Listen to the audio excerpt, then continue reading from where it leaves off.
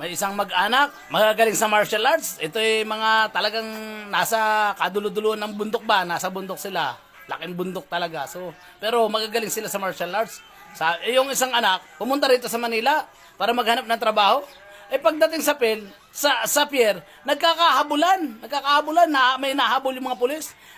Makukorner na, nataon na malapit siya. Akala niya lang kung ano dinampot siya. Hinawakan siya nung pusakal. Yung palang pusakal na yun, may patong na 2 milyon. Kung sino makahuli, ano doon sa pusakal na yun, may 2 milyon na reward. Di ngayon, hinostage ba naman siya? Ang galing sa martial arts, binugbog niya. Kawawa talaga yung pusakal. Dinahuli niya. Ngayon, pagkahuli niya, nagtaka siya, bigla siyang binigyan ng 2 milyon. Yung pala'y patong sa ulo nung pusakal na yun, patong sa ulo, kaya binigyan siya ng 2 milyon.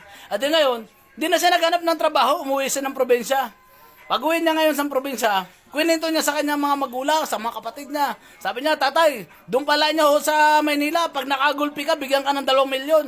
Di ngayon nagkakanda, taranta sila, babagad ng puntaan niya tayo doon sa Manila. Pagdating ng Manila, nambugbog agad ng mga lalaki, bugbog. Akin ito ha. Sabi ng ganun ng iba, akin itong 5 na bugbog na ito. Ito, akin to. Sabi ng ganun, dumating yung mga polis. Anyat, ba't nyo pinagbubog yan? Huli sila, kulong sila. Sabi mo, pag nakabugbog ka rito, may 2 milyon ka. Bakit ho kami inyong huhulihin? Yung anak ang may pumunta rito, naka 2 milyon na mambugbog. May reward. Ngayon, ang dami na namin bugbog, wala pa kami reward. Kulong pa.